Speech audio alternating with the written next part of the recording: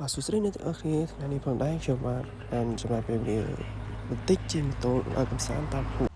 ភូមិនេះផងដែរគឺស្ថិតនៅក្នុងក្រុងស្ទឹងសែនតែម្ដងបាទ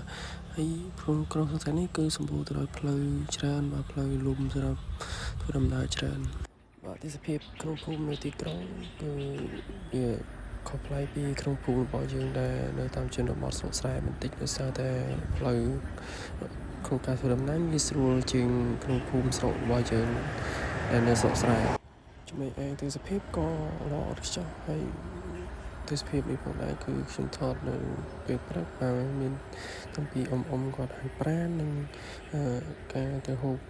អាហារសម្រន់ពេលព្រឹករបស់អ្នកភូមិស្រុកអីចឹងណាហើយក៏សូមអរគុណទៅដល់បងប្អូនទាំងអស់គ្នាសម្រាប់ការចំណាយពេលវេលាទស្សនាវីដេអូរបស់ខ្ញុំបាទសូមបងប្អូនជួយ like share និង follow page របស់ខ្ញុំបាទផងសូមអរគុណ